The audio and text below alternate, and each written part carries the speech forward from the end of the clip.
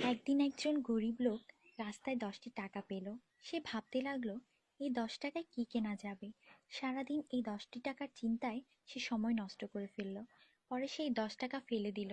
সে বলল, হে আল্লাহ, এই 10 টাকার জন্য আমি আজ সকাল থেকে আপনাকে একবারও স্মরণ করিনি।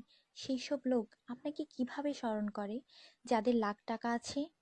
আল্লাহ সুদ হারাম করে দিয়েছেন, আমরা ব্যাংক বানিয়েছি। আল্লাহ জীবনকে সীমিত করেছেন, আমরা ঘড়ি বানিয়েছি। আল্লাহ পর্দার হুকুম দিয়েছেন, আমরা টিভি, ডিভিডি, ডিশ দিয়ে বেহায়ামি সর্বসাধারণের জন্য করে দিয়েছি। আল্লাহ বলেন, কোরআনে তোমাদের সফলতা, আমরা অক্সফোর্ডের বইকে সফলতা বানিয়ে নিয়েছি।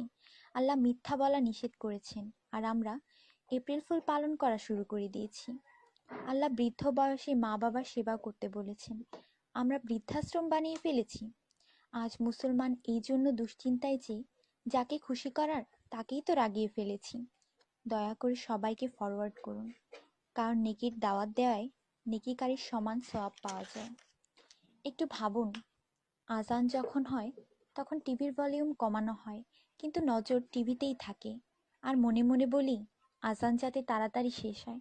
এটাই কি আজানের মর্ম? আপনি নিজে আপনার মনকে প্রশ্ন করুন।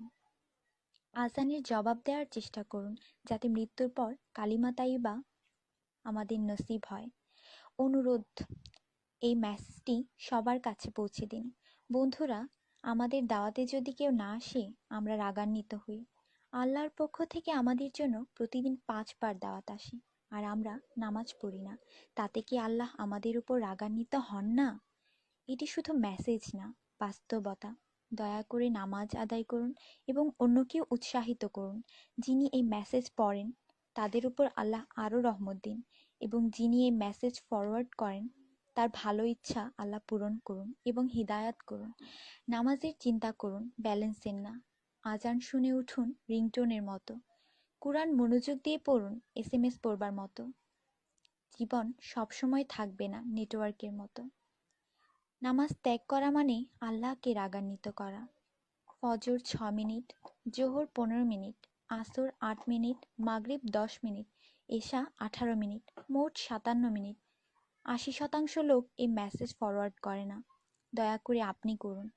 আল্লাহ সবার মঙ্গল করুন। আমিন।